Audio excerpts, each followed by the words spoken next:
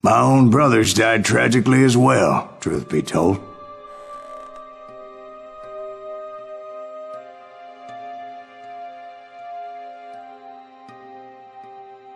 It was 1868, and me and my older brothers were pulling a tidy profit running cattle into Juarez, Mexico.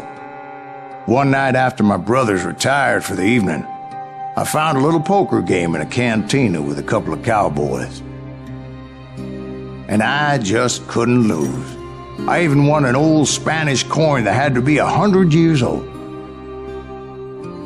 Well, I was mighty pleased with myself the next morning as my brothers and I rode for Texas. But before we crossed the border, those cowboys caught up with us. It was Johnny Ringo, Roscoe Bob Bryant, and another asshole named Jim. They wanted their money back and everything else we had, including our lives, as those boys didn't want us coming for them later. Bob put that old Spanish coin in my mouth and said, "I won't have it said that I left you with nothing, boy." Well, those horses bolted, and there we hung as those bastards rode away. The branch finally snapped under the weight of the three of us, but being my older brothers were bigger and heavier, they were already dead. And right then I swore to myself that I would avenge them. Ringo you know about. But Bob eluded me, until I heard he was riding with the Wild Bunch.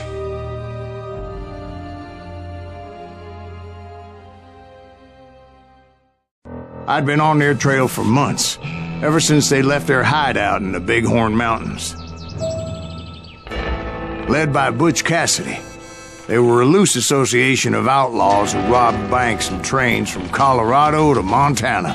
Among them was the Sundance Kid, and that murderous hombre I was tracking, Roscoe Bob Bryant. Were you a part of that giant Pinkerton posse after the Wild Bunch? No, boy.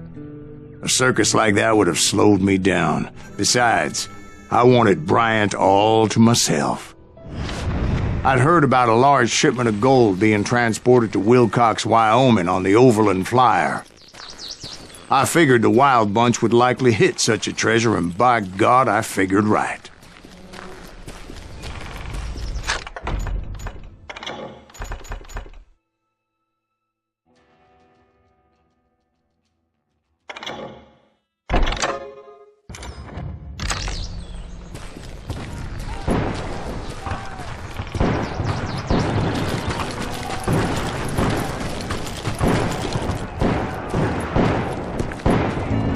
They blew the bridge with the intention of forcing the train to stop. Well, I assumed the Wild Bunch was likely in the still intact part of the train high above, so I had no choice but to make my way up through the passenger cars dangling down. I was determined to make that sumbitch Bob pay for what he did to my brothers.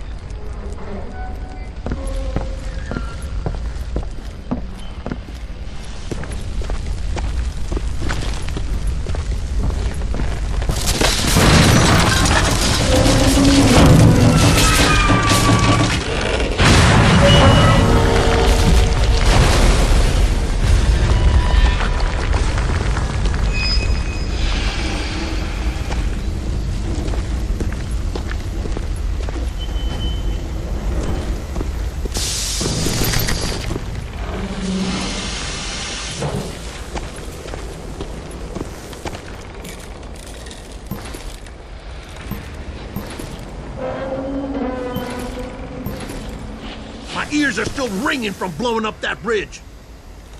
What'd you say? I can't hear a goddamn thing. Well, I made my way off unscathed and came upon a few members of the gang and had no choice but to dispatch them. Shit! That's Silas Greaves! From there, I had to What negotiate the an hell? even more precarious route.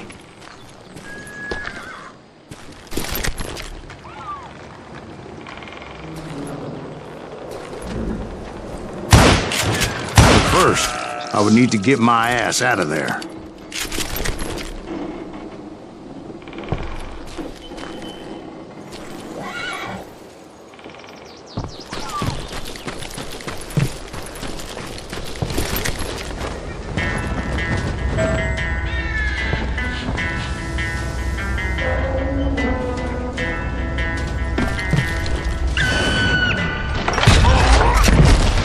I jumped from the frying pan into the fire as the train was clearly fixing to fall.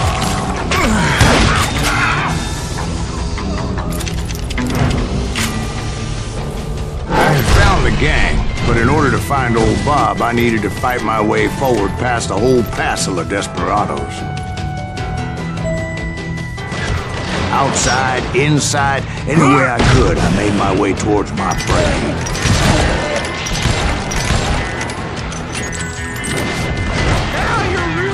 Me off! Well, what about the passengers?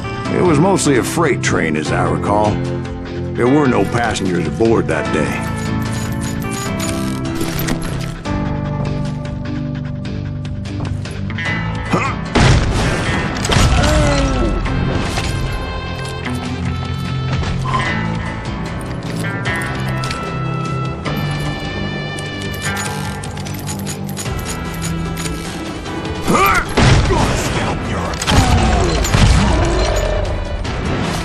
God damn you!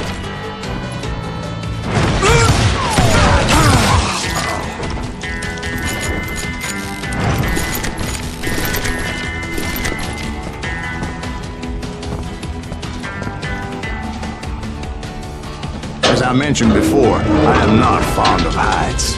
But I was too busy dodging bullets to worry about falling to my death. Odds were I was likely to die that day anyway. So I was determined to take down as many of those bastards as I could. Time for this, you hear me? Had enough?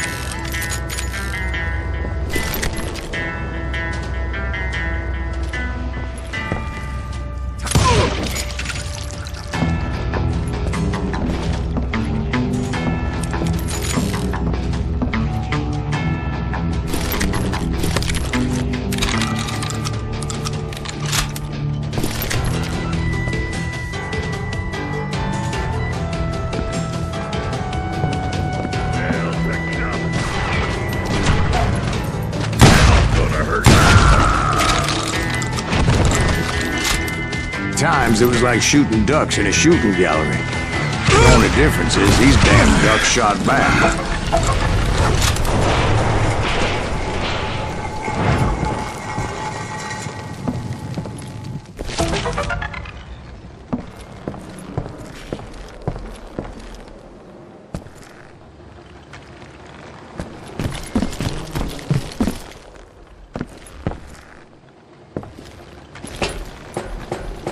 I kept hoping the law would show up and give me a hand. You mean like that giant Pinkerton posse that I read about?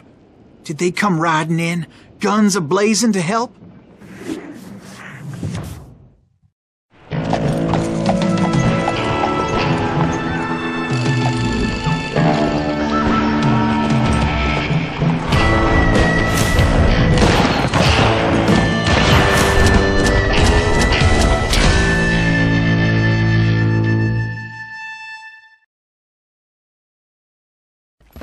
Help? From the Pinkertons? No, son. I had to fight the wild bunch all by my lonesome, as usual.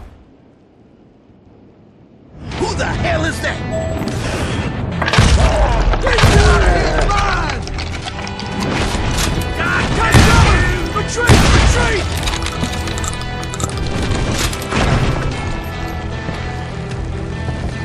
He's killing everybody!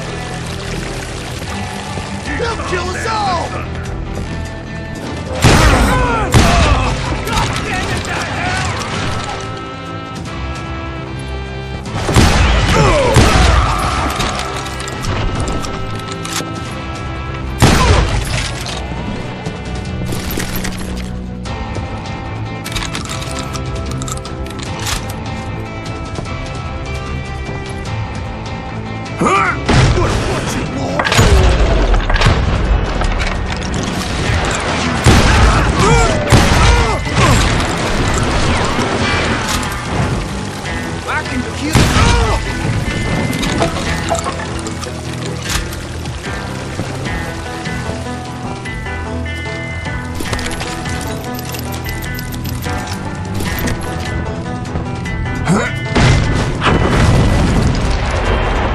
Guess is those dime novels didn't portray this as it happened, did they?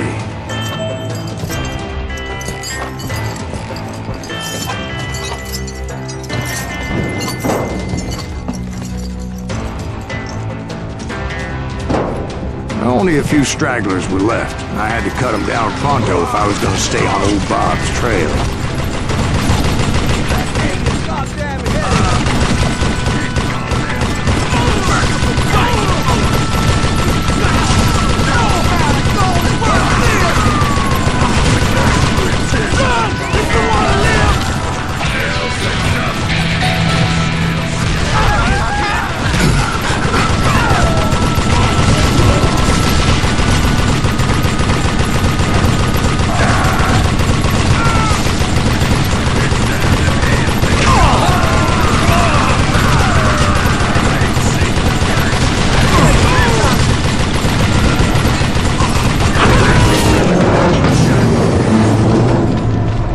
Once I silenced all those guns, I went searching for my nemesis, determined to finally have my justice. But the only survivor who welcomed me was George Flat-Nosed Curry. Who was he? The fastest gun in the gang.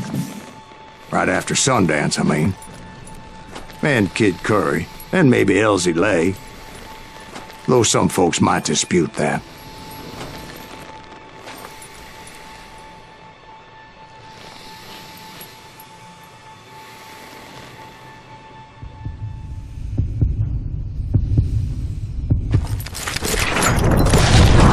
On that very same day, Butch Cassidy and the Sundance Kid decided to leave the Wild Bunch behind and decamped for South America.